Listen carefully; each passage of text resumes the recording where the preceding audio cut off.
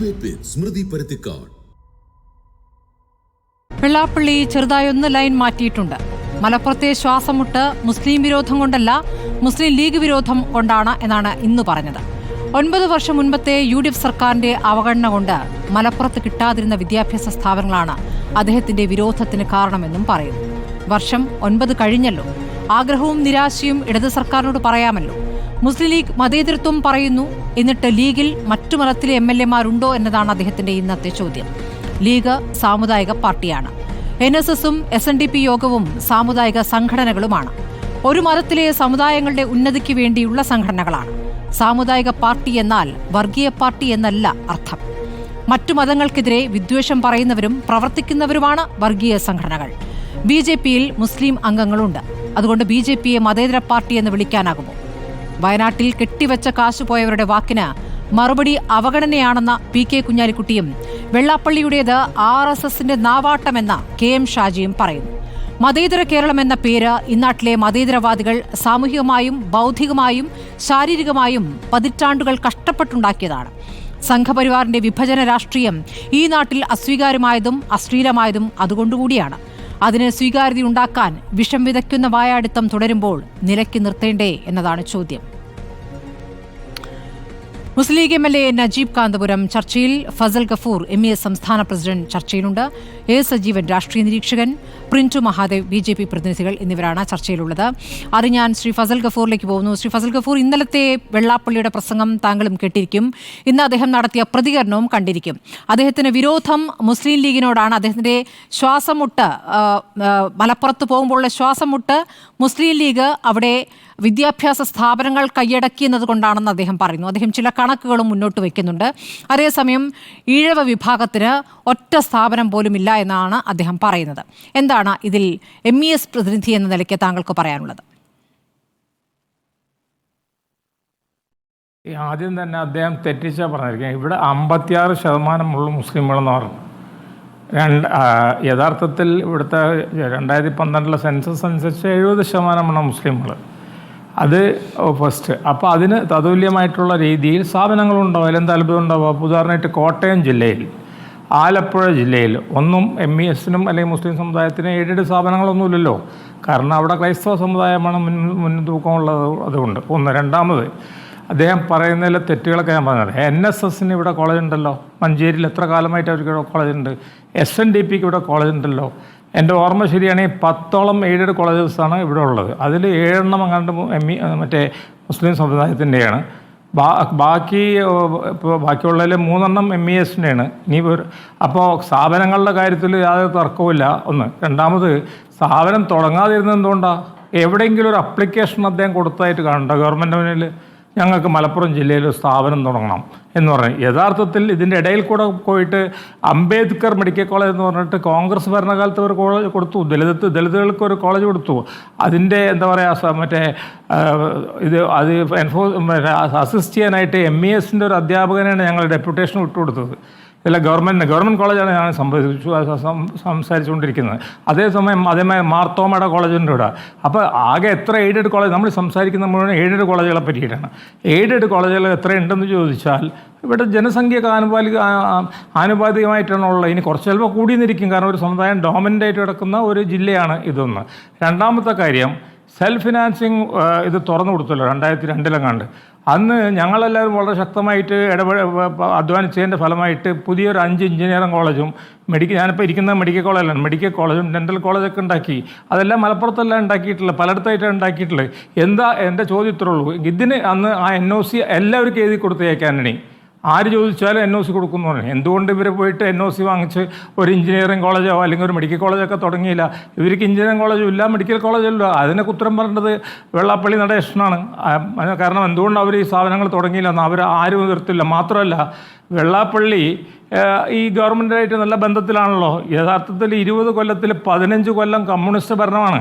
ഞാൻ സ്വയാശ്രയ തുറന്നു കൊടുത്ത കാലഘട്ടം എടുത്തിട്ടാണ്, മനസ്സിലായി. 15 കൊല്ലവും ഇവിടെ ഇടതുപക്ഷത്തിൻ്റെ ഗവൺമെൻറ്റാണുള്ളത്. ഇനി ജാതി പറയാത്ത കമ്മ്യൂണിസ്റ്റ് പാർട്ടി ആണ്, ഞാനത് അംഗീകരിച്ചു. എന്നാൽ കൂടി അവരുടെ വെള്ളാപ്പള്ളിയുടെ സമുദായത്തിൽ നിന്നുള്ളവരല്ലേ മുഖ്യമന്ത്രിമാരായിട്ട് ഇരുന്നിട്ടുള്ളത്.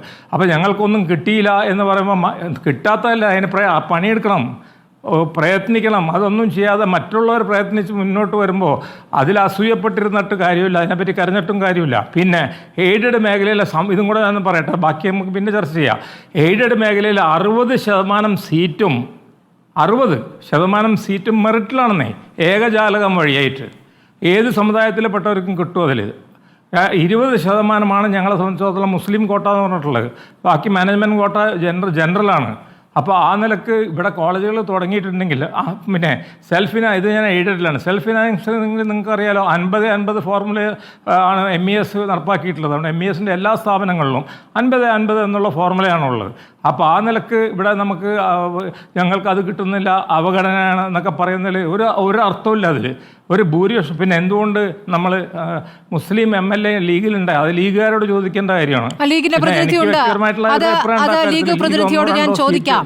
ലീഗ് പ്രതിനിധി നമ്മോടൊപ്പം ഉണ്ടല്ലോ, നജീബ് കാന്തപുരം. ശ്രീ നജീബ് കാന്തപുരം, ഇന്ന് വെള്ളാപ്പള്ളി മാധ്യമങ്ങളോട് പറഞ്ഞ ഒരു കാര്യം, ഈഴവ സമുദായത്തിന് മലപ്പുറം ജില്ലയിൽ ഒരൊറ്റ വിദ്യാഭ്യാസ സ്ഥാപനവും ഇല്ല, സ്കൂളോ കോളേജോ ഇല്ല.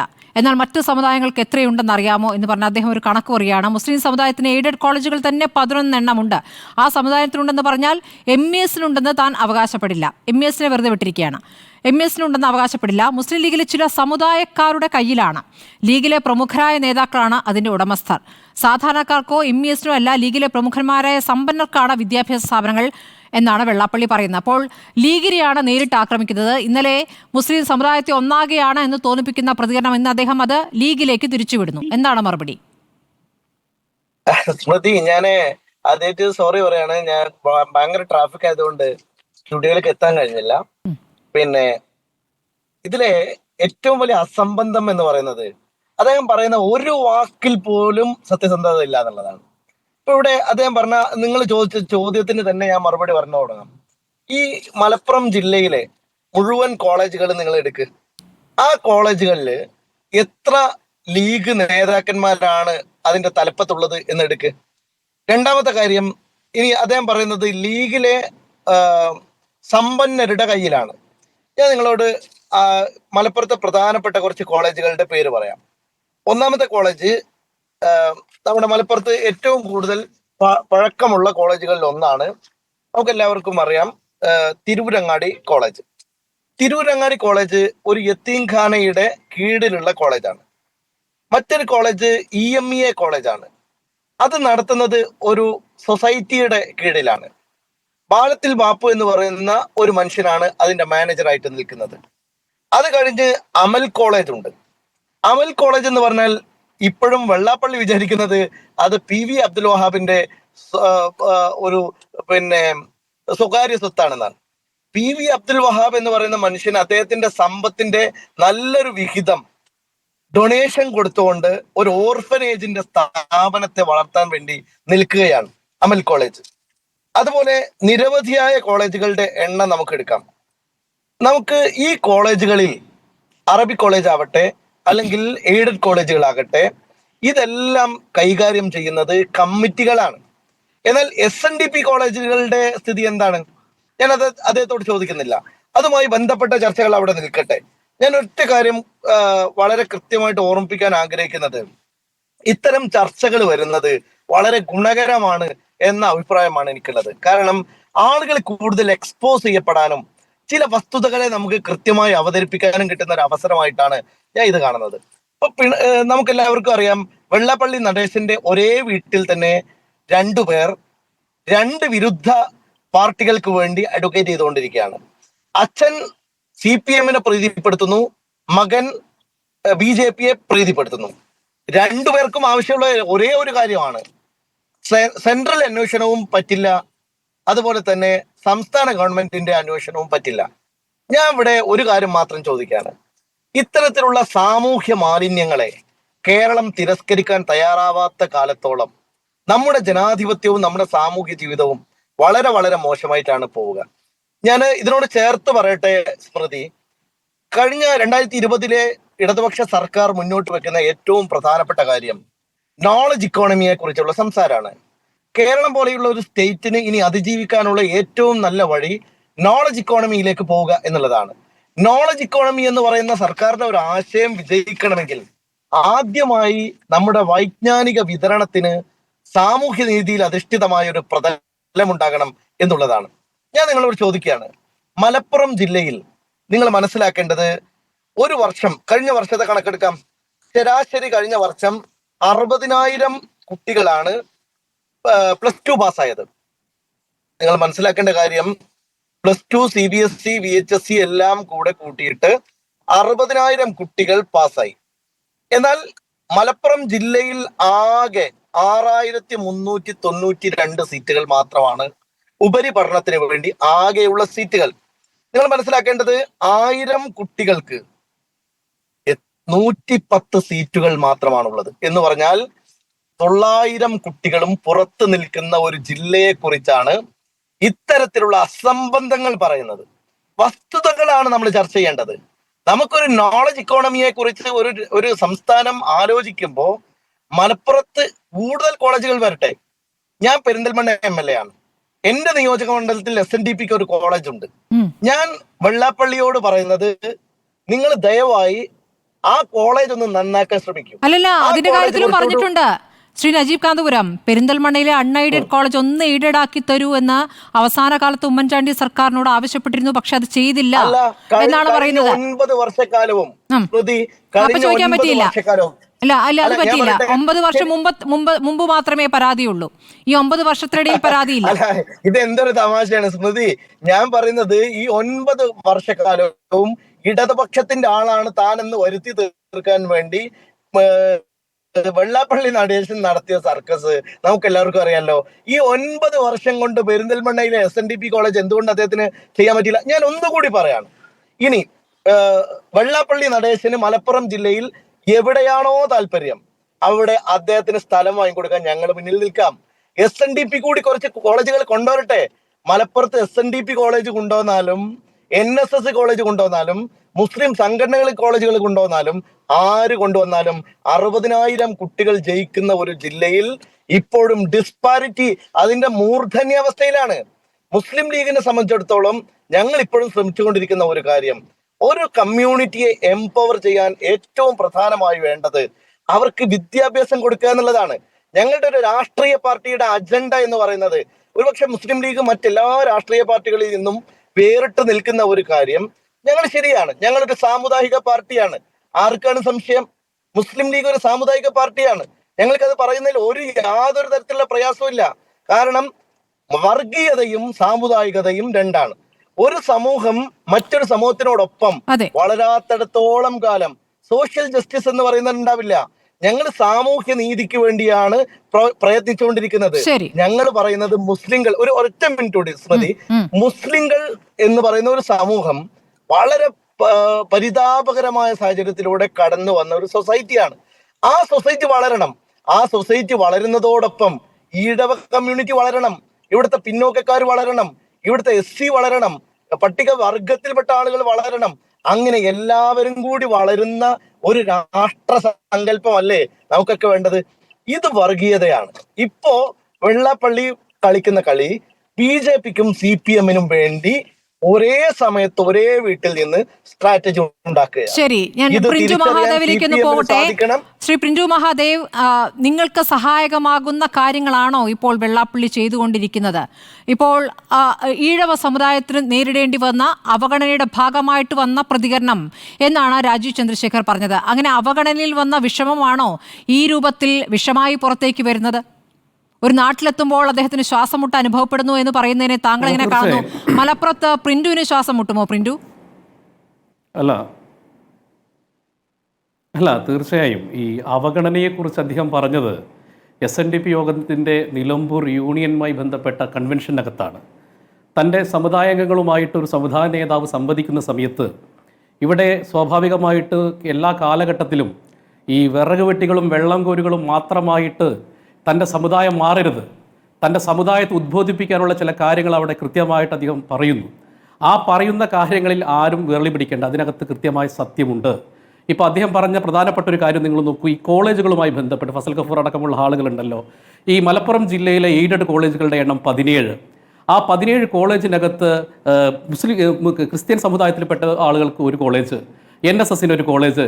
സ്വാഭാവികമായിട്ട് മലപ്പുറം ജില്ലയിലെ പ്രധാനപ്പെട്ട ജനസംഖ്യ അടിസ്ഥാനത്തിൽ നോക്കുന്ന സമയത്ത് തന്റെ സമുദായത്തിനും ഒരു കോളേജ് അനുവദിച്ച് തരണ്ടേ എന്ന് അദ്ദേഹം ചോദിക്കുമ്പോൾ അതെങ്ങനെയാണ് വർഗീയതയാവുക? അല്ലല്ല പ്രിൻറ്റു, ആരോടാണ് ചോദിക്കുന്നത് എന്നത് കൂടി പ്രധാനമാണല്ലോ പ്രിൻറ്റു.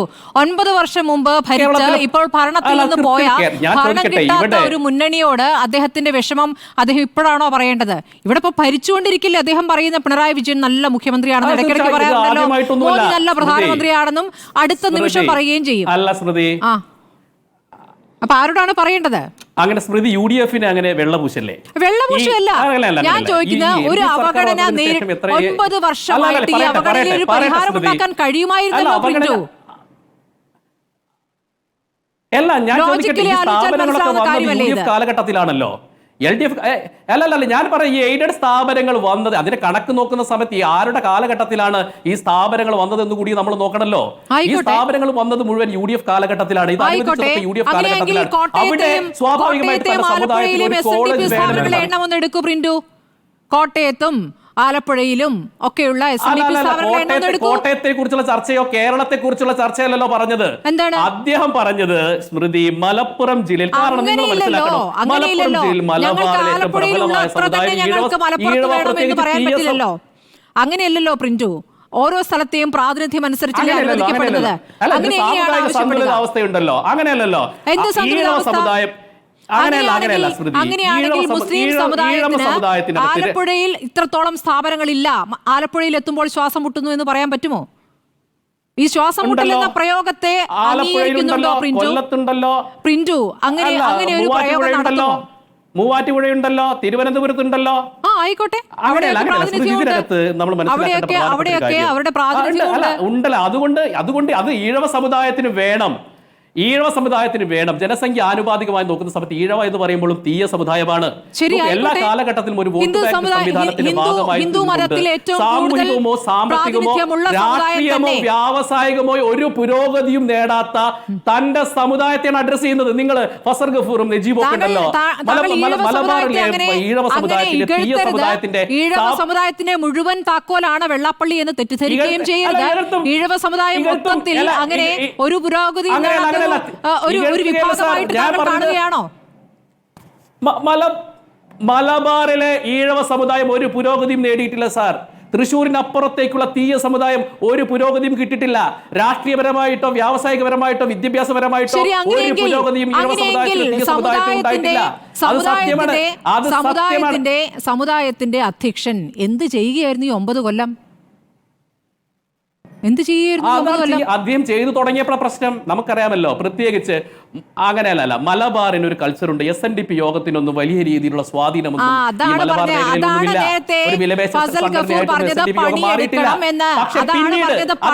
മനസ്സിലാക്കണം.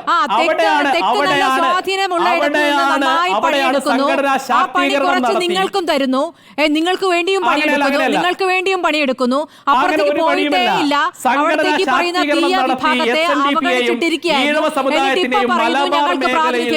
ഏകോപിപ്പിക്കുക എന്നുള്ള ദൗത്യം നിർവഹിച്ചത് ഒന്നാമത് മനസ്സിലാക്കേണ്ടത് ഇന്നാണ് അദ്ദേഹം വിദ്യാഭ്യാസ സ്ഥാപനങ്ങളുമായി ബന്ധപ്പെട്ട കണക്കൊക്കെ പറയാൻ തുടങ്ങിയത്.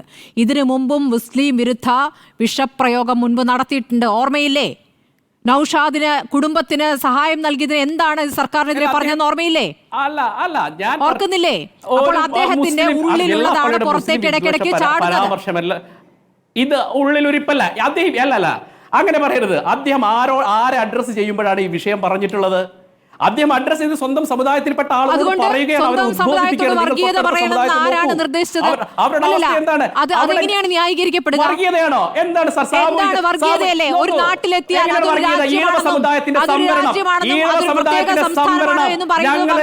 കളയണമെന്ന് പറഞ്ഞുകൊണ്ട് നിങ്ങൾക്ക് മലപ്പുറത്തെ കുറിച്ച് അറിയില്ല പ്രിന്റു? നിങ്ങൾക്ക് മലപ്പുറത്തെ കുറിച്ച് അറിയില്ല പ്രിന്റു? അവിടെ ഹിന്ദുക്കളും മുസ്ലിങ്ങളും ഒക്കെ വളരെ സഹോദരത്തോടു കൂടി ജീവിക്കുന്ന സ്ഥലമാണ്. വളരെ സഹോദരത്തോട് ജീവിക്കുന്ന സ്ഥലമാണ്. അവിടെ ഇങ്ങനെ കുളം കലക്കി മീൻ പിടിക്കാൻ പറ്റില്ല, നടക്കില്ല. ഒരു കുളം കലക്കില്ല. സ്മൃതിയേക്കാൾ കുറിച്ച് മലപ്പുറത്തെ കുറിച്ച് എനിക്കറിയാം. എന്റെ 21 വയസ്സ് വരെ ഞാൻ ജീവിച്ചത് മലപ്പുറം ജില്ലയിലാണ്. ഞാൻ പഠിച്ചത് മുസ്ലിം ലീഗിന്റെ ഒരു വലിയ പ്രമാണിയുടെ സ്ഥാപനത്തിലായിരുന്നു എന്റെ +2 അടക്കമുള്ള സാധനങ്ങൾ. അതുകൊണ്ട് എന്നെ മലപ്പുറത്തെ കുറിച്ച് സ്മൃതി പഠിപ്പിക്കല്ലേ.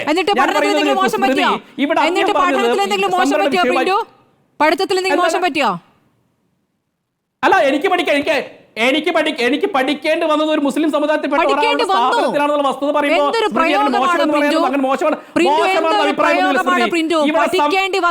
സംവരണവുമായി ഞാൻ കോൺവെന്റ് സ്കൂളിലാണ് പഠിച്ചത്. ക്രിസ്ത്യൻ അല്ല, എന്ത് പ്രയോഗം?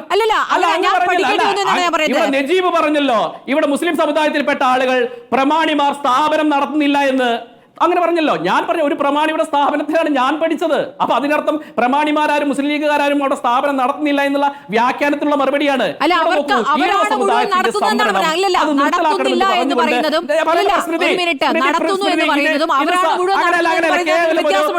വർഗീയ ചർച്ചയായിട്ട് പോവല്ലേ? സാമൂഹിക സന്തുലിതാവസ്ഥയെ കുറിച്ചുള്ള ചർച്ചയാക്കി മാറ്റും. വർഗീയ ചർച്ചയാക്കല്ലേ? വെള്ളാപ്പള്ളി ഉന്നയിച്ച അങ്ങനെയല്ല, വെള്ളാപ്പള്ളി ഉന്നയിച്ച സാമൂഹിക നീതി പറഞ്ഞല്ലോ. സാമൂഹിക നീതി ചർച്ച ചെയ്യാം. എന്ത് സാമൂഹ്യ നീതി? അവിടെ പോയി പ്രവർത്തിക്കാതെ അവിടെ പോയി അദ്ദേഹം പറയുന്ന പെരിന്തൽമണ്ണയിലെ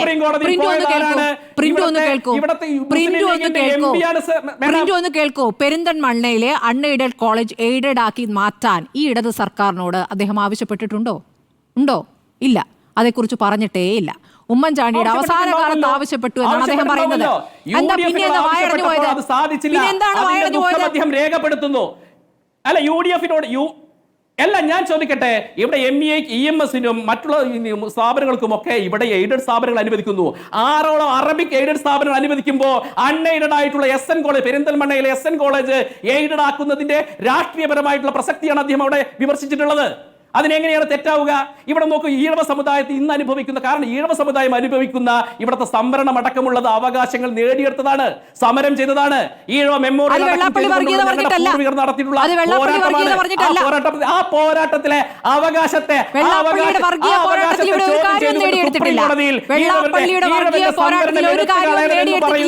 മുസ്ലിം ലീഗുകാരന്റെ മനസ്സിലെ ആ ഔചിത്യ ശുദ്ധി ഇപ്പോൾ നവോത്ഥാന സമിതി അധ്യക്ഷനായി നിൽക്കുന്നു. നവോത്ഥാന സമിതി അധ്യക്ഷനായി നിൽക്കുന്നു. VSന്റെ കാലത്ത് കേസ് അനങ്ങാതെ നിൽക്കുന്നു. അതാണ് ഇപ്പോഴത്തെ നേട്ടം. അതുകൊണ്ട് വേറെ ഒന്നും ചോദിക്കാൻ പോയിട്ടില്ല. കേസിന്റെ കാര്യം അവിടെ നിൽക്കട്ടെ. സാമൂഹിക നീതിയും അല്ലല്ലോ. ഇവിടെ രണ്ട് സമുദായങ്ങൾ തമ്മിലുള്ള സാമൂഹിക സന്തുലിതാവസ്ഥ, വ്യാവസായിക പുരോഗതി, സാമ്പത്തികപരമായിട്ടുള്ള കാര്യങ്ങൾ നോക്കി ഈ സ്ഥാപനങ്ങൾ അനുവദിക്കുന്നു മാത്രമല്ലല്ലോ, OBC സമുദായത്തിന് അനിവാര്യമായിട്ടുള്ള അവരുടെ സംവരണം കവർന്നെടുക്കുകയല്ല സത്യത്തിൽ മുസ്ലിം സമുദായം ചെയ്യുന്നത്. ഇപ്പൊ ലീഗ് കവർന്നെടുക്കുന്നു, മുസ്ലിം സമുദായം ആരാണ് കവർന്നെടുക്കുന്നത്? ലീഗാണോ മുസ്ലിം സമുദായമാണോ? ലീഗാണോ മുസ്ലിം സമുദായമാണോ? അല്ല, ഇതിൽ രണ്ടുമുണ്ട് സാർ. ഇവിടെ വെള്ളാപ്പള്ളി ഇന്നലെ പറഞ്ഞു, അദ്ദേഹത്തിന് അതിൽ വലിയ ബുദ്ധിമുട്ടില്ല. സാമ്പത്തികമായുള്ള സംവരണം അനുവദിക്കുന്നു. അങ്ങനെയല്ല, ഈ സംവരണം കവർന്നെടുക്കുമ്പോൾ അത് ആരുടെ സംവരണമാണ് എടുക്കുന്നത്? മെറിറ്റ്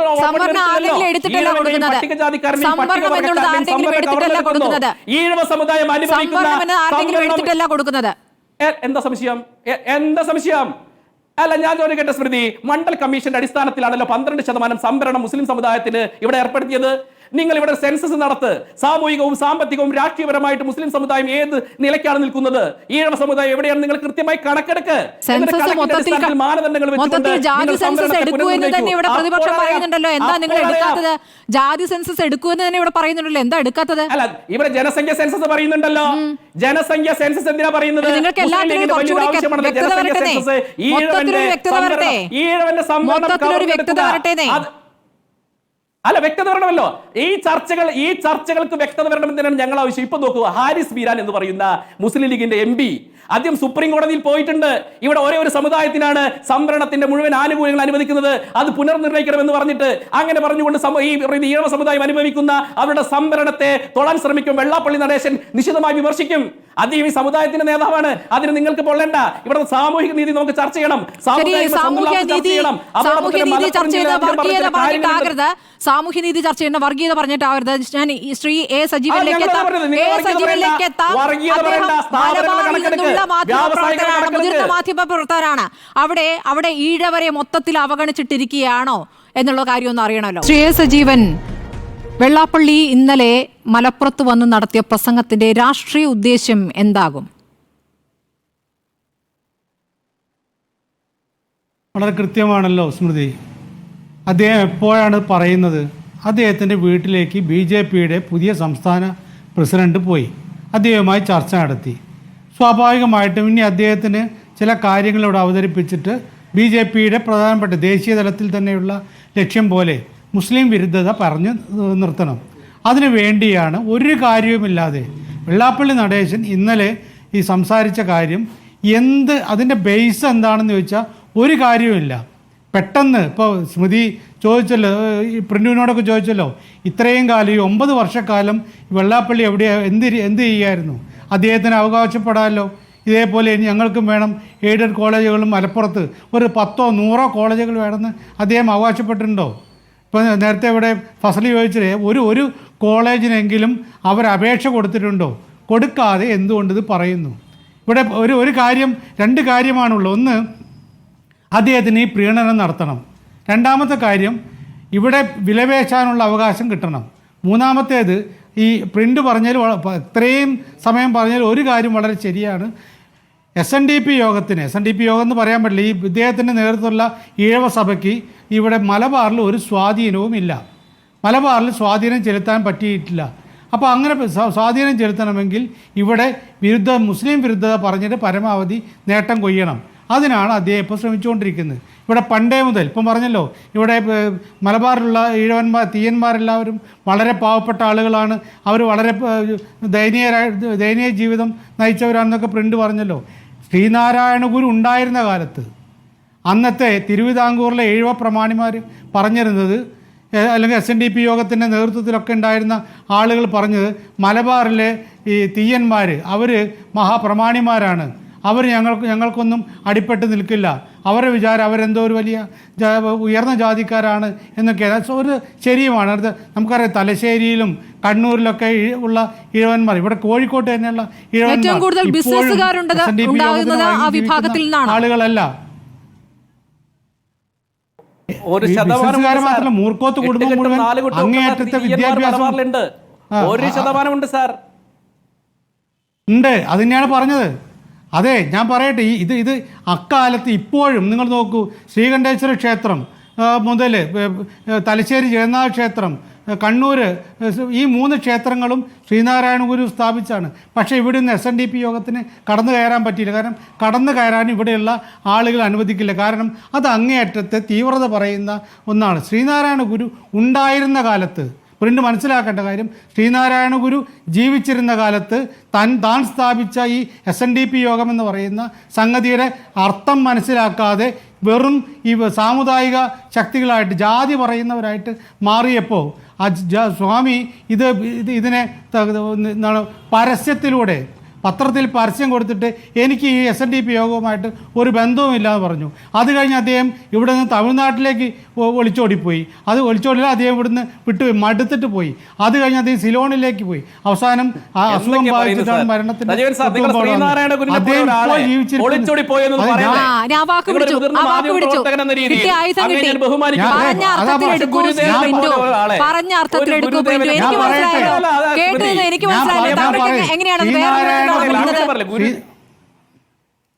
ഞാൻ പറയട്ടെ പ്രിൻഡു, എനിക്ക് പറയാനുള്ള കാര്യം പറയട്ടെ. ഞാൻ ഒളിച്ചോടി എന്നുള്ള മാറ്റി അദ്ദേഹം ഈ മനം മടുത്തിട്ട് ഒളിച്ചോടി പോകുന്നതിൽ ഒരു ഭീരുത്വമുണ്ട്. മനം മടുത്തിട്ട് പോയതാണ്. ഇതൊക്കെ ചരിത്രത്തിൻ്റെ ഭാഗമാണ്. അദ്ദേഹം അവിടെ നിന്ന് പിന്നീട് പോയത്, അദ്ദേഹത്തിനോടൊപ്പം ഉണ്ടായിരുന്ന സ്വാമി എഴുതിയിട്ടുള്ളൊരു പുസ്തകം തന്നെയുണ്ട്, ഈ ദയനീയമായിട്ടുള്ള യാത്രയുടെ കാര്യം. അവസാനം അസുഖം വന്നിട്ട് അവിടേക്ക് വന്ന് അങ്ങനെയുള്ള ശ്രീനാരായണ ഗുരു എഴുതി തള്ളിയ പ്രസ്ഥാനമാണിത്. ഈ ശ്രീനാരായണ ഗുരു സ്ഥാപിച്ച SNDP യോഗത്തിൻ്റെ കൊടിയുണ്ടല്ലോ, അതിലെഴുതി വെച്ച കാര്യം മാത്രം മതി ഈ പറയുന്ന വെള്ളാപ്പള്ളി നടേശൻ പറയുന്നത് ശുദ്ധ വർഗീയതയാണെന്ന് പറയുന്നത്. കാരണം ഒരു ജാതി, ഒരു മതം, ഒരു ദൈവം മനുഷ്യനെന്നാണ് ഇപ്പോഴും SNDP യോഗം ഉയർത്തിപ്പിടിക്കുന്ന കൊടിയുടെ മുകളിലുള്ളത്. ആ ഒരു പ്രസ്ഥാനത്തെയാണ് ഇവിടെ വർഗീയത പറയാനായിട്ട് ഉപയോഗിക്കുന്നത്. അതാണ് ഏറ്റവും വലിയ തെറ്റ്. വെള്ളാപ്പള്ളി ഈ വർഗീയത പറയുന്നത് നമുക്ക് എതിർപ്പില്ല. പക്ഷേ അദ്ദേഹം ഈ കൊടിക്കൂറയിലെ പേരെങ്കിലും മാറ്റണം, ഈ പറയുന്നത് എഴുതി വെച്ചെങ്കിലും മാറ്റണം. അതല്ലാതെ പറയുന്നത് ഏറ്റവും വലിയ തെറ്റ്. അദ്ദേഹത്തിന് വേണമെങ്കിൽ ഈ കാര്യങ്ങളൊക്കെ പറയാം. അദ്ദേഹം ഒരു ഈഴവ സഭയോ അല്ലെങ്കിൽ തീയ സഭയോ ഒക്കെ ഉണ്ടായിക്കോട്ടെ. SNDP യോഗം എന്ന് പറയുന്നത് ശ്രീനാരായണ ഗുരു ഉണ്ടാക്കിയിട്ടുള്ള ഏറ്റവും മഹത്തായ സ്ഥാപനമാണ്. ആ സ്ഥാപനം എന്ന് പറയുന്നത് അവിടെ ജാതി പറയാനല്ല, ജാതി നിയമം മൂലം നിരോധിക്കണമെന്ന് ലോകത്തിൽ ഒറ്റ മനുഷ്യനെ പറഞ്ഞിട്ടുള്ളൂ. അത് ശ്രീനാരായണ ഗുരുവാണ്. വേണമെങ്കിൽ ഇത് വായിച്ചു നോക്കുന്നുണ്ട് അദ്ദേഹത്തിൻ്റെ കൃതികളും അദ്ദേഹത്തെ പറ്റി എഴുതിയുള്ള പുസ്തകങ്ങളും ഒക്കെ. അപ്പോൾ അങ്ങനെ ഒരു പ്രസ്ഥാനത്തിൻ്റെ അമരത്തിരുന്നു കൊണ്ട് ഇങ്ങനെ പറയുന്നത് മറ്റുള്ള ആളുകൾക്ക്, ഞാനൊക്കെ ശ്രീനാരായണ ഗുരുവിനെ അങ്ങേയറ്റം ബഹുമാനിക്കുന്ന ആദരിക്കുന്ന ആളാണ്. ഞങ്ങൾക്കൊക്കെ ഖേദമുണ്ടാകും. കാരണം ഇവിടെ വന്നിട്ട് മഞ്ചേരിയിൽ മലപ്പുറത്ത് വന്നിട്ട് ഈ മലപ്പുറം ഏതോ ലോകമാണ്, ഏതോ രാജ്യമാണ്, ഏതോ ആളുകൾ കൈയടക്കിയതാണ് എന്നൊക്കെ പറയുമ്പോൾ താങ്കൾ പറഞ്ഞു മലപ്പുറത്ത് പഠിച്ചാണെന്നൊക്കെ. സ്മൃതിക്ക് മലപ്പുറം അറിയില്ല എന്ന് പറയും. സ്മൃതിയുടെ സ്വന്തം നാട് ജന്മദേശം എന്ന് പറയുന്നത് മലപ്പുറമാണ്. നിങ്ങൾക്ക് അറിയില്ലെങ്കിൽ അല്ല, അദ്ദേഹം 21 വർഷം അവിടെ ഉണ്ടായിരുന്നു. ശരി, ഞാൻ കോഴിക്കോടായിരുന്നു. അതുകൊണ്ട് വേണ്ട, ആ തർക്കം വേണ്ട. പ്രിന്റു പറഞ്ഞത് പ്രിന്റുവിന് പഠിക്കേണ്ടി വന്നു എന്നൊക്കെ പറയുന്നത്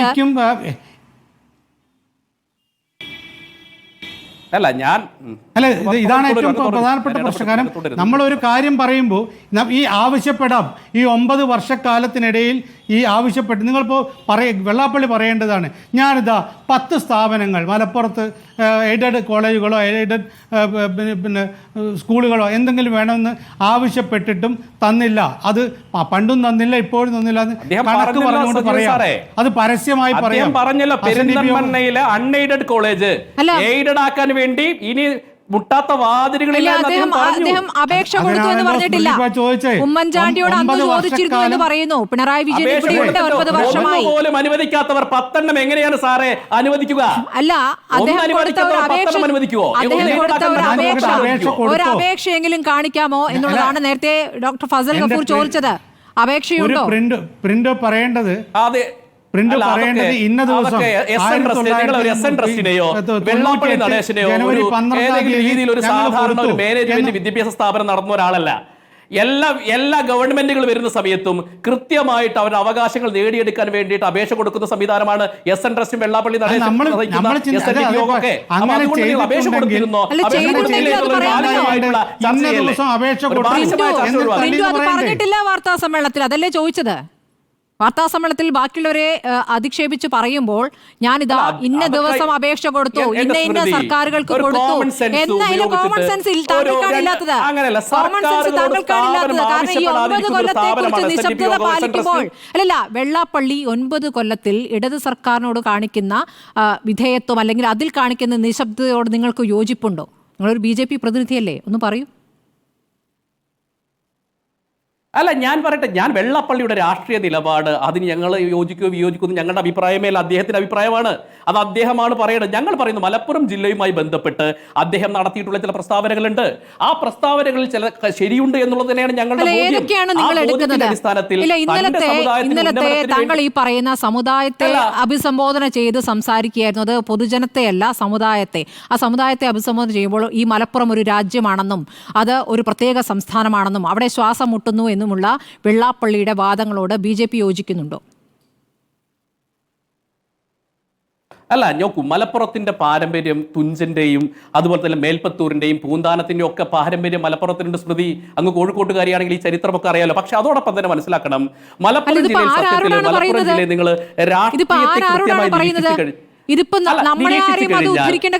നോക്കൂ, സത്യത്തിൽ പാണക്കാട് സുൽത്താനേറ്റ് അല്ലേ മലപ്പുറം ഭരിക്കുന്നത്? നിങ്ങൾ നോക്കൂ, നമ്മുടെ ഒരു ജനാധിപത്യ രാജ്യമാണ് കേരളം. ജനാധിപത്യ സംവിധാനത്തിൽ ഭരണഘടനയ്ക്ക് വിധേയമായിക്കൊണ്ടാണ് നമ്മൾ പ്രവർത്തിക്കുന്നത്. പാണക്കാട് സുൽത്താനേറ്റ് അല്ലേ ഇപ്പോഴും മലപ്പുറം ജില്ലയെ ഭരിക്കുന്നത്, ഈ മുസ്ലിം രാഷ്ട്രീയത്തെ ഭരിക്കുന്നത്, മുസ്ലിം സമുദായത്തെ ഭരിക്കുന്നത്. അപ്പോൾ അത് പ്രത്യേക രീതിയിലുള്ള സംവിധാനത്തിന്റെ ഭാഗമാണെന്ന് അദ്ദേഹം പറയുമ്പോൾ അതെന്താണ് തെറ്റ്? ഇപ്പോഴും നോക്കൂ, ജനാധിപത്യത്തിൽ ഒരു MLAയോ MPയോ ആരാകണമെന്ന് പ്രഖ്യാപിക്കണമെങ്കിൽ നമ്മുടെ രാഷ്ട്രീയത്തിൽ MLAയോ MPയോ ഒന്നുമല്ലാത്ത പാണക്കാട് കൊടപ്പനക്കൽ തറവാട്ടിൽ പോയി ഇരുന്നാൽ മാത്രമാണ് മുസ്ലിം ലീഗ് എന്ന് പറയുന്ന പ്രസ്ഥാനത്തിന്റെ ഒഫീഷ്യലായിട്ടുള്ള കാര്യങ്ങൾ അവിടെ നിന്നാണ് അവസാനത്തെ വാക്ക്. അതൊരു ജനാധിപത്യ സമൂഹത്തിനകത്ത് ഇങ്ങനെ ഒരു വിഷയങ്ങളുണ്ട് എന്ന് പറയുമ്പോൾ അത് എങ്ങനെയാണ് തെറ്റാവുക? ഐക്യത്തെയാണ് കാണിക്കുന്നത്. അതിൽ നിങ്ങൾക്ക് എന്താണ് കാര്യം? നിങ്ങൾ പുറത്തല്ലേ നിൽക്കുന്നത്? ഒരിക്കലും ആണോ? എന്തൈക്യം? മതത്തിന് കീഴടങ്ങുന്നു കേരളം. കൊടപ്പനക്കൽ തറവാടിന്റെ നോക്കൂ, സെയ്ദ് ഫാമിലി യമനിൽ നിന്ന് വന്നു. അവർക്ക് ആവശ്യമായിട്ടുള്ള എല്ലാ സംവിധാനങ്ങളും ഈ മലബാർ ഒരുക്കി കൊടുത്തു. വളരെ സൗഹാർദ്ദപരമായിട്ട് അവർക്ക് ആവശ്യമായ എല്ലാ മുസ്ലിം മത പരിവർത്തനത്തിന് ആവശ്യമായ കാര്യങ്ങളൊക്കെ ചെയ്തു കൊടുത്താണ് സാമൂതിരി. അവിടെ വന്നുകൊണ്ട് ഒരു മതമേലധ്യക്ഷൻ ജനാധിപത്യത്തിന്റെ മേൽ ഇവിടെ വന്നിരുന്ന് കൊടപ്പനക്കൽ തറവാട് ഇവിടുത്തെ രാഷ്ട്രീയത്തെ നിയന്ത്രിക്കുമ്പോൾ അത് ജനാധിപത്യ വിരുദ്ധമാണ്, ഇവിടെ ഒരു പ്രത്യേക രീതിയാണ് ഉള്ളത് എന്ന് പറയുന്നതിൽ എന്താണ് തെറ്റ്? നിങ്ങൾ ജനാധിപത്യപരമായി തെരഞ്ഞെടുക്കപ്പെടട്ടെ, നിങ്ങളെ അങ്ങോട്ട് തെരഞ്ഞെടുക്കുന്നില്ലല്ലോ, എന്താ ചെയ്യാ? അങ്ങനെയാണോ? അതാണ് വെള്ളാപ്പള്ളി പറഞ്ഞത്.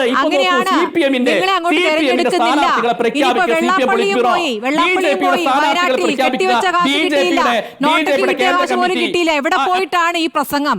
ആരോടാണ് ഈ പ്രസംഗം? നേരത്തെ തള്ളിക്കളഞ്ഞതാണ് ഈ നിലപാടുകൾ. അവിടുത്തെ ഈഴവ സമുദായം തള്ളിക്കളഞ്ഞ നിലപാടുകളാണ്.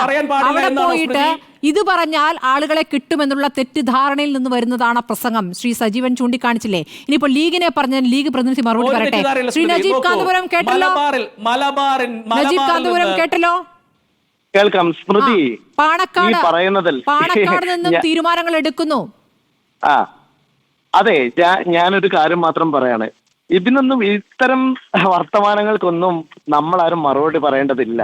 അത് ജനം നിരന്തരമായി മറുപടി പറഞ്ഞുകൊണ്ടിരിക്കുന്നുണ്ട്. രാഷ്ട്രീയമായി നമുക്കെല്ലാവർക്കും അറിയാം, ഇവിടെ ഒരു തെരഞ്ഞെടുപ്പിനെ മുൻനിർത്തി എന്താണ് BJP ലക്ഷ്യം വെക്കുന്നത് എന്ന കാര്യത്തിൽ ആർക്കാണ് സംശയം? അതിനു വേണ്ടി എഴുന്നള്ളിക്കുന്ന ഓരോ ആളുകളുണ്ട്. അതിൽ ചിലർ അവരുടെ ഡ്യൂട്ടി ചെയ്യുന്നു. പക്ഷേ പുതിയ സംസ്ഥാന അധ്യക്ഷൻ, BJPയുടെ പുതിയ സംസ്ഥാന അധ്യക്ഷൻ പറയുന്നത് ഇവിടെ വർഗീയ നിലപാടുമായി ഒന്നും BJP പോകുന്നില്ല. അദ്ദേഹം പറഞ്ഞത് വികസനവുമായി ബന്ധപ്പെട്ട കാഴ്ചപ്പാടാണ് ഞാൻ മുന്നോട്ട് വെക്കുക എന്നാണ് അദ്ദേഹം പറഞ്ഞിരുന്നത്. അപ്പോൾ അദ്ദേഹം വികസന കാഴ്ചപ്പാട് പറയുകയും ഈ പറയാൻ വേണ്ടി ബാക്കിയുള്ളവരെ ഏൽപ്പിക്കുകയാണോ? അതെ, തീർച്ചയായിട്ടും. അപ്പൊ വർഗീയത പറയാൻ വേണ്ടി കുറെ കൊട്ടേഷൻ BJP കൊടുത്തിട്ടുണ്ട്. ആ കൊട്ടേഷനാണ് ഇപ്പോ നിങ്ങൾ മനസ്സിലാക്കേണ്ട ഒരു കാര്യം. നിരന്തരമായി ഇല്ല, ഒരിക്കലുമില്ല. അല്ല, നിങ്ങൾ പറയുന്ന ഈ ശ്രീനാരായണ ഗുരുവിന്റെ പേരിലുള്ള കുമാരനാശാൻ ഇരുന്ന ഒരു കസേരയിൽ ഇന്ന് ആരാണ് കയറി ഇരിക്കുന്നത് എന്നതേ പ്രശ്നമുള്ളൂ. ഈ നാട്ടിലെ ഈഴവരുടെ അവകാശത്തിന് വേണ്ടി പോരാടുന്ന ഒരു പ്രസ്ഥാനമാണ് മുസ്ലിം ലീഗ്. കാരണം മുസ്ലിങ്ങൾക്ക് എത്രമാത്രം പിന്നോക്കാവസ്ഥയുണ്ടോ അതേപോലെ പിന്നോക്കാവസ്ഥയുള്ള ഈഴവരുടെ അവകാശം. ഈഴവ സംവരണം നിർത്തലാക്കണമെന്ന് പറഞ്ഞുകൊണ്ട്, അതുകൊണ്ട് സ്നേഹം കൊണ്ടാണല്ലോ നിങ്ങൾ സുപ്രീം കോടതി നിങ്ങൾ അസംബന്ധം പറയരുത്.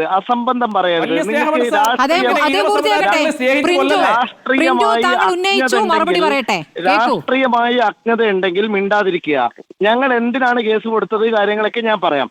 ഞാൻ പറയുന്ന ഒരൊറ്റ പോയിന്റ്, ഈ കേരളത്തിലെ ഇന്ത്യയിലെ പിന്നോക്ക ന്യൂനപക്ഷ മത സാമുദായികമായി നിൽക്കുന്ന മുഴുവൻ പിന്നോക്കക്കാരും ഒരേപോലെ വികസിച്ചെങ്കിൽ മാത്രമേ ഈ രാഷ്ട്രം വികസിക്കുകയുള്ളൂ.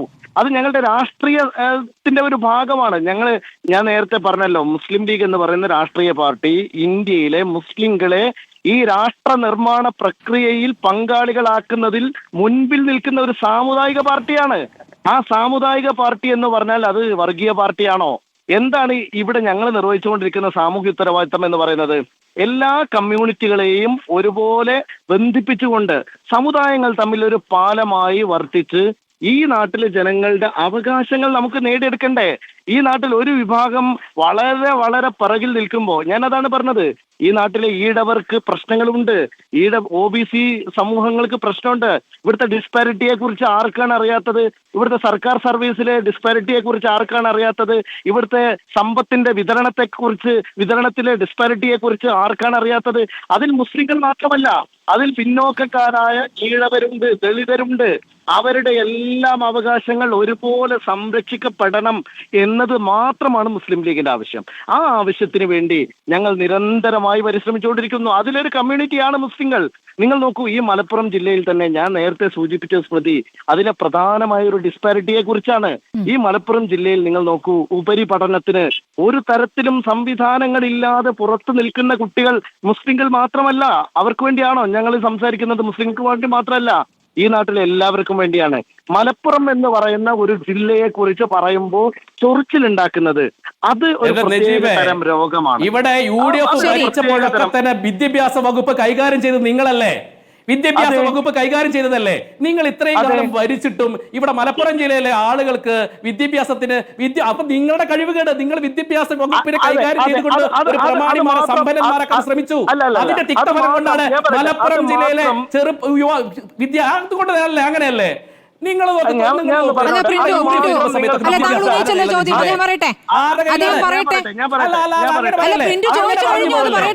അത് മാത്രം താങ്കൾ സമ്മതിച്ചാൽ തന്നെ വെള്ളാപ്പള്ളി നടേശനുള്ള മറുപടിയായി. എന്ന് പറഞ്ഞാൽ മുസ്ലിം ലീഗ് ഇത്രയും കാലം ഭരിച്ചിട്ട് പോലും ഞങ്ങൾക്ക് ഈ ഡിസ്പാരിറ്റി പരിഹരിക്കാൻ കഴിഞ്ഞില്ല എന്ന് BJPയുടെ പ്രതിനിധി അവിടെ ഇരുന്ന് സംസാരിച്ചാൽ തന്നെ അത് തന്നെയാണ് വെള്ളാപ്പള്ളിക്കുള്ള ഏറ്റവും നല്ല മറുപടി. ഞങ്ങൾ പറയുന്നത് ഇത് തന്നെയാണ് ഇപ്പോഴും.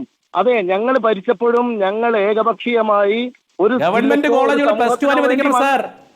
നിങ്ങളുടെ പ്രമാണിമാർക്ക് +2 അനുവദിക്കുന്നതിന് പകരം ഗവൺമെന്റ് അനുവദിച്ചിരുന്നെങ്കിൽ ഈ പ്രശ്നമൊന്നുമില്ലല്ലോ. വായിൽ തോന്നിയത് മുഴുവൻ വിളിച്ചു പറഞ്ഞിട്ട് കാര്യമല്ല.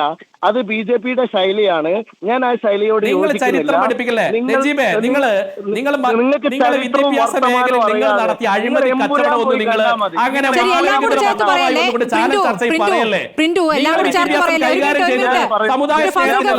ഡോക്ടർ ഫസൽ ഗഫൂർ, ഇപ്പോൾ ഈഴവരെ മുസ്ലിം പ്രതിനിധികളെ അല്ലെങ്കിൽ മുസ്ലിങ്ങളെ താൻ എത്രത്തോളം അംഗീകരിക്കുന്നു എന്നതിന്റെ ഭാഗമായിട്ട് അദ്ദേഹം പറഞ്ഞൊരു കാര്യം, കോഴിക്കോട് സിൻഡിക്കേറ്റ് മെമ്പർ റഹീമിന് ലീഗുകാർ വോട്ട് കൊടുത്തില്ല, അദ്ദേഹത്തെ വോട്ട് നൽകി വിജയിപ്പിച്ചത് ആരാണ്? ഈഴവന്റെ വോട്ട് കൊടുത്തത് റഹീമിനാണ്. 12ഓളം വോട്ടുകൾ നമ്മുടെ ജാതിയിൽ ആളില്ലാഞ്ഞിട്ടാണോ? അദ്ദേഹം പറഞ്ഞൊരു വാദമാണ്. ഇനി MESന്റെ സ്ഥാപനങ്ങളിൽ എത്രത്തോളം മറ്റ് ജാതികളിലെ പ്രതിനിധികളുണ്ട്? അതിങ്ങനെ പറയുന്ന കണക്കൊന്നും പറയുന്നത് ശരിയല്ല. പക്ഷേ ഇങ്ങനെ പറയിപ്പിക്കുകയാണ് വെള്ളാപ്പള്ളി എന്നൊരു സാഹചര്യം കൂടി നിൽക്കുകയാണ്. അതുകൊണ്ട് പറയൂ ശ്രീ ഫസൽ ഗഫൂർ. ഞാൻ ആദ്യം തന്നെ പറയട്ടെ, ഏറ്റവും അധികം വിദ്യാഭ്യാസ സ്ഥാപനങ്ങൾ മലപ്പുറത്തുള്ളത്, ഇപ്പോൾ നമ്മൾ ചെറിയ സ്കൂളിൻ്റെ കാര്യമല്ല പറഞ്ഞത്, മെഡിക്കൽ കോളേജും എഞ്ചിനീയറിംഗ് കോളേജും ഒക്കെ മലപ്പുറത്ത് സ്ഥാപിച്ചത് MES ആണ്. ആ MES തന്നെ ആ കാലത്ത് നിങ്ങൾ ഓർമ്മ വെക്കണം, അത് 50-50 അംഗീകരിച്ചു. പിന്നെ ഞങ്ങൾക്കാണ് കൂടുതൽ എയ്ഡഡ് കോളേജുകൾ ഇവിടെ ഉള്ളത്. അവിടെ സർക്കാർ പറഞ്ഞിട്ടുള്ള ഫോർമുല 60 ജനറൽ മെറിറ്റ്, 20-20, അതായത് കമ്മ്യൂണിറ്റി ആൻഡ് മെറിറ്റ്, ഇതെല്ലാം അംഗീകരിച്ചുകൊണ്ടും മാത്രമല്ല ഞങ്ങളുടെ ഇവിടെയുള്ള 20-22 പ്രിൻസിപ്പൽമാരുള്ളതിൽ ഇവിടെ മലപ്പുറം ജില്ലയിലുള്ളവർ 12 പേര് മറ്റ് സമുദായങ്ങളിൽപ്പെട്ടവരാണ്. ഇവിടുത്തെ പ്രിൻസിപ്പൽ, ഞാൻ മെഡിക്കൽ കോളേജിലാണ് ഇരിക്കുന്നത്, അതിൻ്റെ പ്രിൻസിപ്പളുടെ പേര് ഡോക്ടർ ഗിരീഷ് എന്നാണ്. ഒരു പ്രശ്നമില്ല, ഗിരീഷ് ഇവിടെ ഞങ്ങളോട് പ്രിൻസിപ്പളായിട്ട് ഏകദേശം 10 കൊല്ലം കണ്ടായി. അങ്ങനെ മറ്റേ എയ്ഡഡ് കോളേജുകളിൽ വരെ ഡോക്ടർ വിനോദ്, ഡോക്ടർ രാജേഷ് ഇപ്പം പേര് പറഞ്ഞുകൊണ്ടിരിക്കുകയാണ്. ഇവരൊക്കെ മനസ്സിലായില്ലേ MESന്റെ പ്രിൻസിപ്പൽമാരായിട്ടിരിക്കും. പിന്നെ എന്ത് മതസൗഹാർദ്ദ തകർച്ചയാണ് ഇവിടെ നിങ്ങൾ കാണാൻ പോകുന്നത്. പിന്നെ തെറ്റായിട്ടുള്ള കാര്യങ്ങൾ പറയരുത്. OBC തട്ടിയെടുത്തു സീറ്റ്, അതെങ്ങനെ തട്ടിയെടുക്കാൻ പറ്റും? കോട്ട വിത്തിനെ കോട്ട നടപ്പാക്കിയിട്ടുള്ള ആദ്യത്തെ സ്റ്റേറ്റുകളിലൊന്നാണ് കേരളം. അതായത് OBCയിൽ കോട്ടയുണ്ട്. ആ കോട്ട എങ്ങനെ വെച്ചാൽ നേരത്തെ പറഞ്ഞ 12% ഈഴവർക്ക്, 11% മുസ്ലിമിന്, പിന്നെ ഏകദേശം കൊച്ച് OEC അതർ ബാക്ക്വേർഡ് മുക്കുവര അവർക്കൊക്കെ ആ കോട്ട എങ്ങനെ തട്ടിയെടുക്കാൻ പറ്റും? അത് PSC പ്രകാരമാണത് എടുക്കുന്നത്, മനസ്സിലായില്ലേ? മറ്റേ കോട്ട, സംവരണ കോട്ട എന്ന് പറഞ്ഞാൽ നമ്മുടെ സ്ഥാപനങ്ങളിലുള്ള കോട്ട, എയ്ഡഡ് സ്ഥാപനം, അത് ഏകജാലകത്തിലൂടെ എടുക്കുന്നത്.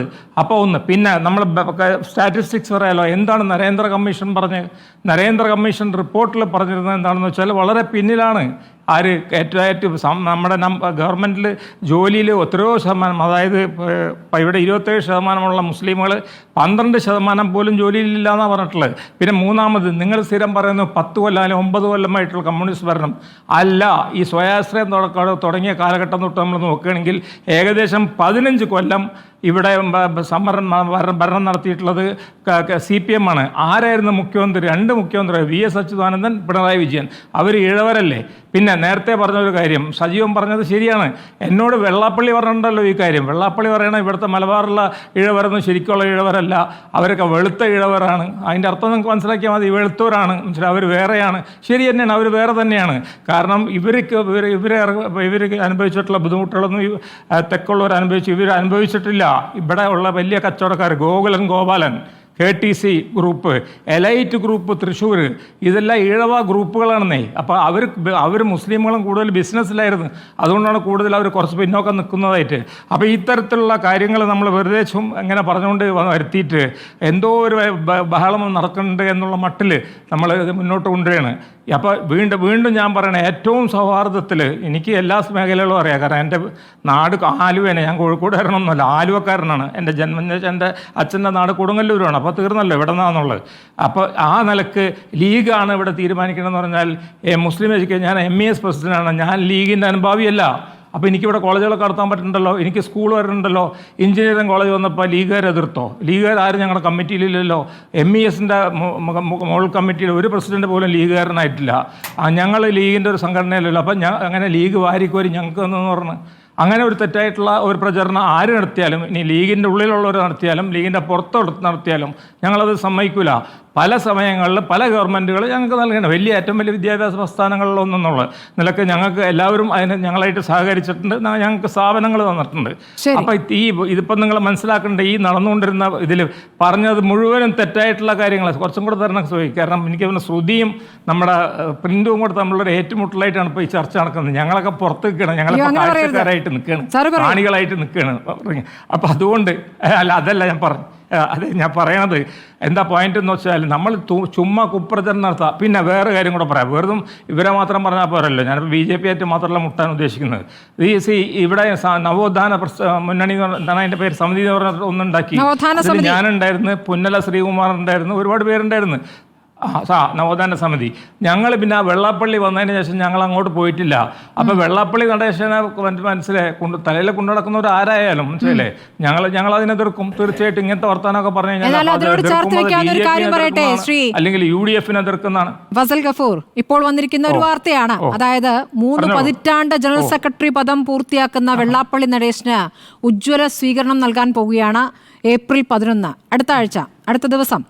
ആരൊക്കെയാണ് പങ്കെടുക്കുന്നത്? മുഖ്യമന്ത്രി പിണറായി വിജയൻ ആണ് അതിൽ ഉദ്ഘാടനം നിർവഹിക്കുന്നത്. മന്ത്രിമാരായ P. പ്രസാദുണ്ട്, P. രാജീവുണ്ട്, VN വാസവനുണ്ട്, Saji ചെറിയാനുണ്ട്, Tushar വെള്ളാപ്പള്ളിയുണ്ട്. അപ്പോൾ മലപ്പുറം മറ്റൊരു രാജ്യമായതും മലപ്പുറം മറ്റൊരു സംസ്ഥാനമായതൊന്നും അവരറിഞ്ഞിട്ടില്ല. അതല്ല ഞാനീ പറഞ്ഞുകൊണ്ട് ഞാൻ പറഞ്ഞു വന്ന വിഷയം അത് തന്നെയാണല്ലോ.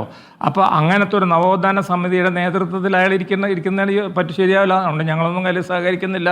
കാരണം ഇയാൾ ഒരു കാലത്ത് ഒന്ന് പറയും, ഞാൻ പറയട്ടെ, ഇതിൽ മോശപ്പെട്ട വർത്തമാനം പറയണ്ടോ? എന്താണ് ലക്ഷ്മണനായിട്ട് നടന്നിട്ടുള്ള NSSനെ പറ്റി ഇദ്ദേഹം പറഞ്ഞിട്ടുള്ളത്? ഇത് ഇപ്പോൾ ഈ ഒരു ചർച്ച മാത്രമൊന്നുമല്ലോ, ക്രിസ്ത്യാനികളെ പറ്റി പറഞ്ഞാൽ മുസ്ലിമുകളെക്കാട്ടും മോശമാണ് ക്രിസ്ത്യാനികൾ. അവരാണ് ഇവിടുത്തെ ഏറ്റവും വലിയ മതപരിവർത്തനം നടത്തുന്നത്. അത് ഉടനെ തടയണം എന്നൊരിടക്ക് പറയും. ഒരിടക്ക് ഇനിയൊരു കാര്യം കൂടെ പറയാം, ഞാനും അദ്ദേഹവും കൂടെ ആയിരുന്നു നവോത്ഥാന നമ്മുടെ പിന്നോക്ക സമുദായ വേദിയുടെ ഞാൻ സെക്രട്ടറും പ്രസിഡൻ്റായിരുന്നു. അന്ന് ഈ ഇദ്ദേഹം ഒരു വർത്തമാനം പറഞ്ഞു ഇന്നലത്തെ പ്രസ് കോൺഫറൻസിൽ, ഞങ്ങളാണ് പൈസ കൊടുത്തത് എല്ലാ കാര്യത്തിലും. തെറ്റായതാണ്. അന്ന് ആ കേസ് നടത്താനായിട്ടുള്ള ഈ സംവരണത്തിൻ്റെ കേസ് നടത്താൻ 50-50 എന്നുള്ള അല്ലെങ്കിൽ 50% പണം MESഉം 50% SNDP യോഗവും ഇട്ട് ബാങ്കിൽ ഞങ്ങൾക്ക് ഇപ്പോഴും കോമൺ അക്കൗണ്ട് ഉണ്ട്. അപ്പോൾ എങ്ങനെയുണ്ട്? ഞങ്ങളുടെ കൂടെ കോമൺ അക്കൗണ്ടായിട്ട് വെച്ചിട്ട് അപ്പോൾ പറഞ്ഞത് ഞങ്ങളാണ് എല്ലാ പണം കൊടുത്തത്. അങ്ങനെയല്ല, പണം ഞങ്ങൾ 50-50 ഇട്ട് ഷെയർ ചെയ്തിട്ടാണ് കേസുകൾക്കും മറ്റൊക്കെ കൊടുത്തിട്ടുള്ളത്. അപ്പോൾ പറയുന്നത് മുഴുവനും നുണയാണ്.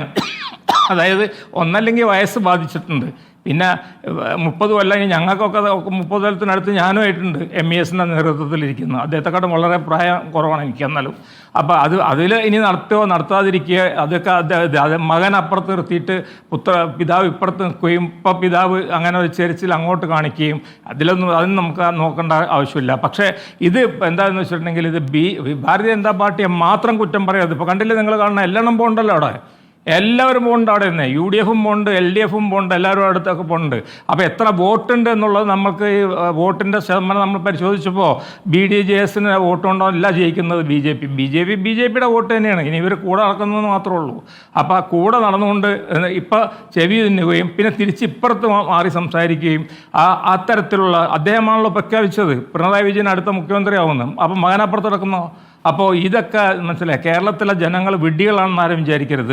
കേരളത്തിലെ ജനങ്ങൾ ഇതൊക്കെ പഠിച്ചിട്ടുണ്ട്, കേരളത്തിലെ ജനങ്ങൾ ഇതെല്ലാം മനസ്സിലാക്കിയിട്ടുണ്ട്. പിന്നെ അപ്പോൾ ഇത്രയാണ് എനിക്കിതിൽ പറയാനുള്ളത്. പിന്നെ എനിക്കൊരു അഭിപ്രായം കൂടെ പറയാനുണ്ട്. അത് ഒറ്റ ഞാൻ നേരത്തെ പറഞ്ഞു, തിരക്കാരനെ പറഞ്ഞു, മുസ്ലിം ലീഗ് 1-2 MLA-മാരെ മറ്റു സമുദായങ്ങളിൽ നിന്ന് എടുക്കണം എന്ന് ഉറച്ച് ഞാൻ ഒന്നും കൂടെ ആവർത്തിക്കണം നിങ്ങൾക്ക് വേണ്ടിയിട്ട് ഞാൻ പറയണം. ശരി, അതിൽ നജീബ് കാന്തപുരം മറുപടി പറയും. ശ്രീ എസ് സജീവിനോടാണ് എനിക്ക് ചോദിക്കാനുള്ളത്. ഇടവേളയ്ക്ക് ശേഷം, അതായത് ഇപ്പോൾ ഇടതുപക്ഷത്തെ പിന്തുണച്ചിരുന്ന ഈഴവ വോട്ടുകൾ ഈ ലോക്സഭാ തെരഞ്ഞെടുപ്പിൽ വലിയ തോതിൽ നഷ്ടപ്പെട്ടിട്ടുണ്ട്. അത് BJP-യിലേക്ക് പോയി എന്ന വിലയിരുത്തലും CPM നടത്തുന്നുണ്ട്. അത് വെള്ളാപ്പള്ളിയുടെ കയ്യിലാണ് ഈ ഈഴവ വോട്ടുകൾ എന്നുള്ള തോന്നലാണോ ഇപ്പോൾ വെള്ളാപ്പള്ളിക്കെതിരെ ഒരു അക്ഷരം മിണ്ടാത്തതെന്ന് അറിയണം. അതോടൊപ്പം തന്നെ ഈ ഉജ്ജ്വല സ്വീകരണത്തിന് ഉദ്ഘാടനത്തിന് ഈ വർഗീയ പ്രസ്താവനയ്ക്ക് ശേഷവും മുഖ്യമന്ത്രി പോകുമോ എന്നുള്ളതാണ്. ശ്രീ സജീവൻ, താങ്കൾ അതിനാണ് മറുപടി പറയേണ്ടത്. എന്തുകൊണ്ടായിരിക്കാം വെള്ളാപ്പള്ളിയെ നിലയ്ക്ക് നിർത്തണം അല്ലെങ്കിൽ അതിന്മേൽ ഒരു കേസ് എടുക്കണമെന്ന തീരുമാനത്തിലേക്ക് സർക്കാർ പോകാത്തത്? MV ഗോവിന്ദൻ്റെയൊക്കെ പ്രതികരണം വന്നിട്ടുണ്ട്. അത് ശരിയല്ല, മലപ്പുറം രാജ്യമല്ല, മലപ്പുറം സംസ്ഥാനമല്ല, മലപ്പുറം ജില്ലയാണ് എന്നുള്ള പ്രതികരണമൊക്കെ വന്നിട്ടുണ്ട്. അതിലപ്പുറം ഒന്നുമില്ല.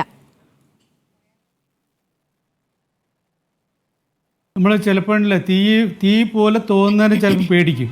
അതേപോലെയാണത്. ഇപ്പോൾ SNDP യോഗം വിചാരിച്ചു കഴിഞ്ഞാൽ ഇവിടെയുള്ള മുഴുവൻ ഈഴവ വോട്ടുകളും തീയ വോട്ടുകളും അവർ പറയുന്നതിനനുസരിച്ച് പോകുമെന്നുള്ള ഒരു തെറ്റിദ്ധാരണയും ഇവിടെയുള്ള SNDP-ക്കാർക്ക് പോലും ഉണ്ടാവില്ല. കാരണം നമുക്കറിയാമല്ലോ, ഇവിടെ രണ്ട് സമുദായ സംഘടനകൾ, ഹിന്ദു മതവുമായി ബന്ധപ്പെട്ട രണ്ട് സമുദായ സംഘടനകൾ നേരത്തെ പാർട്ടി ഉണ്ടാക്കിയിരുന്നു. ഒന്ന് SNDP യോഗം, അവർ SRP ഉണ്ടാക്കി. അതേപോലെ തന്നെ NSS, അവർ NDP ഉണ്ടാക്കി. ഇത് കുറച്ചു കാലം നിന്നിട്ട് മുന്നണിയുടെ ഭാഗമൊക്കെ നിന്നു മന്ത്രിമാരൊക്കെ കിട്ടുന്നൊരവസ്ഥ ഉണ്ടായി. പിന്നീട് എവിടെ പോയെന്ന് ആർക്കും അറിയില്ല. ഇവിടെ നമുക്ക് പിന്നെ രാമേന്ദ്രൻ കടന്നപ്പള്ളി ഉണ്ടാക്കിയിട്ടുള്ള പാർട്ടി പോലും ഒറ്റ നേതാവിൻ്റെ പാർട്ടി പോലും എത്രയോ കാലമായിട്ട് ഇവിടെ നിലനിൽക്കുന്നുണ്ട്. പക്ഷേ ഈ പാർട്ടികൾ രണ്ടും ഇല്ലാതെ, കാരണം ജനങ്ങളുടെ പിന്തുണയില്ല. ഈ ഇവിടെ BDJS ഉണ്ടാക്കിയ സമയത്ത്, BDJS BJP-യുമായി ചേരുന്ന സമയത്ത് ഞാൻ BJP-യുടെ ഒരു സമുന്നതനായ നേതാവിനോട് ചോദിച്ചു, നിങ്ങളുടെ പാർട്ടി എന്ന് പറയുന്നത് ഹിന്ദുത്വ പാർട്ടിയാണ്, അതിൽ നായാടി മുതൽ നമ്പൂരി വരെയുള്ള ആളുകൾ തന്നെയാണല്ലോ, ഇവർ പറയുന്നു അതാണ്, പിന്നെ എന്തിനാണ് ഒരേ രീതിയിൽ രണ്ട് പാർട്ടികൾ, അവർ നിങ്ങളുടെ കൂടെ ചേർന്നാൽ നിങ്ങളുടെ കാലിലെ മണ്ണല്ലേ പോവാന്ന് ചോദിച്ചപ്പോൾ അതുകൊണ്ട് അവർ വന്നതിൻ്റെ കാര്യമൊന്നുമില്ല, ഞങ്ങളുടെ പാർട്ടി വേറെ തന്നെ ഉണ്ടാവുമെന്ന് പറഞ്ഞു. നമുക്കറിയാം ഇവിടെ തുഷാർ വെള്ളാപ്പള്ളി ഒപ്പം ചേർന്നാലും ഇല്ലെങ്കിലൊക്കെ BJP-ക്ക് വോട്ട് കിട്ടുന്നത് BJP-യുടെ വളരെ വളരെ തന്ത്രപരമായ അവരുടെ നയങ്ങളോട് യോജിപ്പില്ലെങ്കിലും ഒരു കാര്യം സമ്മതിക്കാതിരിക്കാൻ പറ്റില്ല.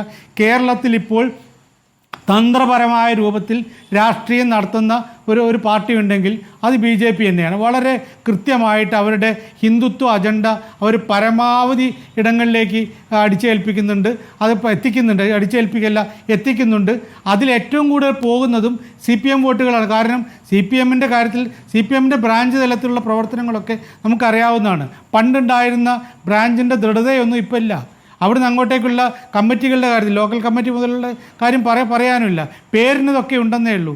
അവിടെ ബ്രാഞ്ചിലുള്ള ആളുകളെ ഒപ്പം നിർത്താൻ, പുതിയ തലമുറയെ ഒപ്പം നിർത്താനൊക്കെ CPM-ന് പറ്റുന്നില്ല. അത് പരമാവധി വർഗീയതയിലൂടെ ഈ ക്ഷേത്രങ്ങളിലെയും മറ്റും പ്രവർത്തനങ്ങളിലൂടെ ഇവർ ഏറ്റെടുക്കുന്നുണ്ട്. അതൊറ്റ കാര്യമാണ്. പക്ഷേ ഇത് മനസ്സിലാക്കാതെ ഇപ്പോഴും വെള്ളാപ്പള്ളി വിചാരിച്ചാൽ ഞങ്ങൾക്ക് വോട്ട് കിട്ടും എന്നൊരു ധാരണ CPM-നുണ്ട് എങ്കിൽ അതുകൊണ്ടാണ് പ്രീണനം നടത്തുന്നതാണ് ഞാൻ വിചാരിക്കുന്നത്. അതുകൊണ്ട് ഒരു കാര്യവുമില്ല. വെള്ളാപ്പള്ളി അപ്പുറം ചാടിയാലും ഇപ്പുറം ചാടിയാലും കണ്ണുരുട്ടി പേടിപ്പിക്കലുള്ളൂ. വെള്ളാപ്പള്ളി മാത്രമല്ല, ഈ NSS-ൻ്റെ സുകുമാരനാർ പണ്ട് പറയാറില്ലേ, ഞങ്ങൾ അപ്പുറം ശരി ദൂരം സമദൂരം എന്നൊക്കെ പറഞ്ഞിട്ട്, അതൊന്നും പേടിപ്പിക്കൽ മാത്രമാണ്. ഇതുകൊണ്ട് ഇവർക്കൊന്നും വോട്ടിനെ വല്ലാതെ സ്വാധീനിക്കാൻ കഴിയില്ല. ഓരോ വ്യക്തി, ഈഴവ വിഭാഗത്തിലെ ഓരോ വ്യക്തിക്കുമുണ്ട് അവരുടെ തോൽപ്പിക്കാൻ പറഞ്ഞവരൊക്കെ നല്ല ഭൂരിപക്ഷത്തിൽ ജയിച്ച ചരിത്രവുമുണ്ട്. അതും കൂടി പറയണമല്ലോ ഇപ്പോൾ പറയുമ്പോൾ. ശ്രീ നജീബ് കാന്തപുരം, നേരത്തെ ശ്രീ ഫസൽ ഗഫൂർ പറഞ്ഞതിനുള്ള മറുപടി കൂടി ചുരുക്കി പറയണേ. ഞാൻ ഫസൽ ഗഫൂറിന് അറിയുന്ന കാര്യം തന്നെ ആയിരിക്കും. കാരണം കഴിഞ്ഞ തെരഞ്ഞെടുപ്പിൽ മുസ്ലിം ലീഗ് മത്സരിച്ച 25 സീറ്റിലാണ്. അതിൽ 2 സീറ്റിൽ മുസ്ലിം സ്ഥാനാർത്ഥികളെ 23 സീറ്റിലാണ് മുസ്ലിം സ്ഥാനാർത്ഥികൾ മത്സരിച്ചത്. 2 സീറ്റിൽ മുസ്ലിം സ്ഥാനാർത്ഥികളല്ലാത്തവരാണ് മത്സരിച്ചത്. കാരണം മുസ്ലിം ലീഗിനെ സംബന്ധിച്ചിടത്തോളം പരിമിതമായ സീറ്റിലല്ലേ മത്സരിക്കുന്നുള്ളൂ. എന്നിട്ട് പോലും ഒരു ദളിത് റെപ്രസെൻറ്റേഷൻ ഞങ്ങൾ കൊണ്ടുവന്നു. ഒരു ഹൈന്ദവ സഹോദരനെ ഞങ്ങൾ മത്സരിപ്പിച്ചിട്ടുണ്ട്. അപ്പോൾ ഇത് ഇത്തരമൊരു ചിന്താഗതി എന്ന് പറയുന്നത് അതൊന്ന് പൂർത്തിയാക്കട്ടെ പ്രിന്റു. ദളിത് സീറ്റ് മാത്രമല്ലല്ലോ, ദളിത് സീറ്റ് അല്ലാത്ത സീറ്റിലും മത്സരിച്ചിട്ടുണ്ട്. ദളിത് സീറ്റ് അല്ലാത്ത സമയത്തും രാമമാഷ പോലെയുള്ള ആളുകളെ ഞങ്ങൾ നിയമസഭയിൽ എത്തിച്ചിട്ടുണ്ട്. ഞങ്ങൾ PSC മെമ്പറാക്കിയിട്ടുണ്ട്. നിരവധി പഞ്ചായത്തുകളിൽ ദളിത് സ്ഥാനാർത്ഥികൾ അവരുടെ റിസർവേഷൻ പോലും ഇല്ലാത്ത നിരവധി പഞ്ചായത്തുകളിൽ പഞ്ചായത്ത് പ്രസിഡന്റുമാരാക്കിയിട്ടുണ്ട്. ഞങ്ങൾ ഒരുപാട് ആളുകളെ ദളിത് സ്ഥാനാർത്ഥികളെ ഇപ്പോഴും മത്സരിപ്പിച്ചുകൊണ്ടിരിക്കുന്നുണ്ട്. നിയമസഭയിൽ ഞങ്ങൾക്ക് മത്സരിക്കാനുള്ള സീറ്റുകൾ പരിമിതമായ സീറ്റുകളിൽ നിന്നിട്ട് പോലും ഞങ്ങളത് ശ്രദ്ധിക്കും. ചോദിക്കുന്നുണ്ട്. കാരണം ഞങ്ങളിത് ശ്രദ്ധിക്കുന്നതിനൊരു കാരണമുണ്ട്. നമ്മൾ ഇന്ന് ഈ രാജ്യത്തെ പൊതുവായി ജനങ്ങൾ നേരിടുന്ന ഡിസ്പാരിറ്റിയാണ്, സാമൂഹ്യമായ വേർതിരിവാണ്. അവരനുഭവിക്കുന്ന സാമൂഹ്യ പ്രശ്നത്തെ അഡ്രസ്സ് ചെയ്യാതെ ഈ രാജ്യത്തിന് മുന്നോട്ട് പോകാൻ കഴിയില്ല. ഈ രാജ്യം ഒരു മൾട്ടിപ്പിൾ കൾച്ചറിൻ്റെ, ഒരു വ്യത്യസ്തമായ സമൂഹങ്ങളുടെ, ജാതികളുടെ എല്ലാം ഒരു വിളനിലമല്ലേ. മറ്റൊരു കാര്യം, വളരെ പ്രധാനപ്പെട്ട ഒരു കാര്യം കൂടി എനിക്ക് ചേർത്ത് പറയാനുണ്ട്. നമ്മൾ മനസ്സിലാക്കേണ്ട ഒരു കാര്യം, ഇവിടെ കൃത്യമായി CPIM-ഉം BJP-യും ചേർന്നുള്ള ഒരു രാഷ്ട്രീയ നാടകത്തിൻ്റെ തുടക്കമാണ് നിർമ്മല സീതാറാമും പിണറായി വിജയനും കൂടി ഒരുമിച്ച് കൂടിക്കാഴ്ച നടത്തിയ ശേഷം കേരളത്തിൽ രൂപപ്പെട്ടത്. അതിനുശേഷമുണ്ടായ BJP-യുടെ സംസ്ഥാന പ്രസിഡന്റിൻ്റെ മാറ്റം, ആ പ്രസിഡന്റിൻ്റെ കൂടി കാർമ്മികത്വത്തിൽ നടക്കുന്ന ഒരു BJP-CPM നെക്സസിൻ്റെ ഭാഗമായി ഒരു വീട്ടിലെ 2 പേരെ വീതിച്ചെടുത്തുകൊണ്ട് അപ്പുറത്തും ഇപ്പുറത്തും നിർത്തി സംസാരിപ്പിക്കുകയാണ്.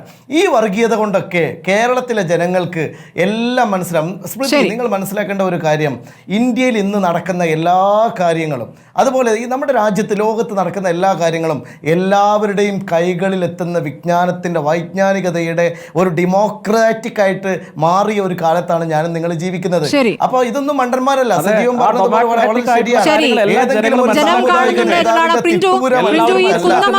കുന്നമംഗലം ജനറൽ സീറ്റ് ആയപ്പോഴും ദളിത് വിഭാഗത്തിൽ നിന്ന് വന്ന UC രാമൻ തന്നെയായിരുന്നു അന്ന് ലീഗ് സ്ഥാനാർത്ഥി എന്നുള്ള കാര്യം കൂടി ഓർക്കണം. ഇനി താങ്കൾ പറഞ്ഞോളൂ. അല്ല, അദ്ദേഹത്തിന്റെ അധികാരത്തിന്റെ എല്ലാ അനുഭവിച്ചിട്ട് എച്ചിൽ കഷ്ടങ്ങൾ ഇട്ടുകൊടുക്കാനുള്ളവരാണ് ഇവിടുത്തെ ഈഴവരും പട്ടികജാതിക്കാരും. ഇവിടത്തെ ഞങ്ങളെ സംബന്ധിച്ചിടത്തോളം ഈ പിന്നോക്ക, അല്ല, അദ്ദേഹം പറയുന്നത് അങ്ങനെയാണല്ലോ. അദ്ദേഹം പോളിഷായി പറയുമ്പോഴും അദ്ദേഹം പറഞ്ഞു ഞങ്ങൾ കൊടുക്കുന്നുണ്ട്. നോക്കി, ഇവിടുത്തെ സാമുദായികമായ സന്തുലനാവസ്ഥ മലബാറിൽ ഒരിക്കലും ഈഴവ സമുദായത്തിന് നീതി കിട്ടിയിട്ടില്ല.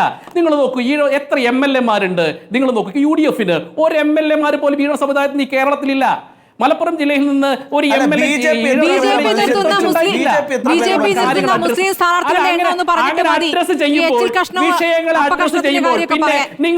നിങ്ങൾ അങ്ങനെ വിഷയങ്ങൾ അഡ്രസ് ചെയ്യുമ്പോൾ ഗോപാലനെയോ KCC ഗ്രൂപ്പിനെയോ പറഞ്ഞത് കൊണ്ടൊന്നും ഇവിടുത്തെ ഈഴവ സമുദായത്തിന്റെ പ്രശ്നങ്ങൾ പരിഹരിക്കില്ല. വിദ്യാഭ്യാസപരമായ അവകാശങ്ങൾ, അല്ല, ഞങ്ങൾ മലപ്പുറത്ത് നിർത്തിയല്ലോ. ഞങ്ങൾ മലപ്പുറത്ത് നിർത്തി അബ്ദുള്ള കുട്ടിയെ ഞങ്ങൾ നിർത്തിയില്ലേ?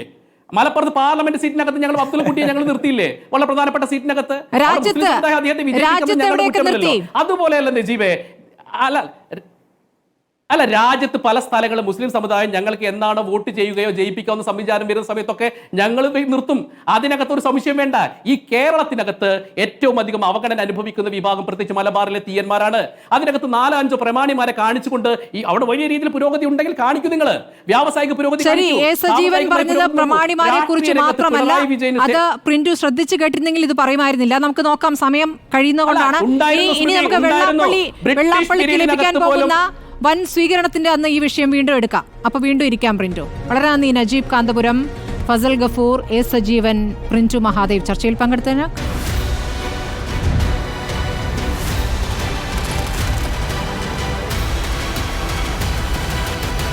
Debate with Smruthy Paruthikad.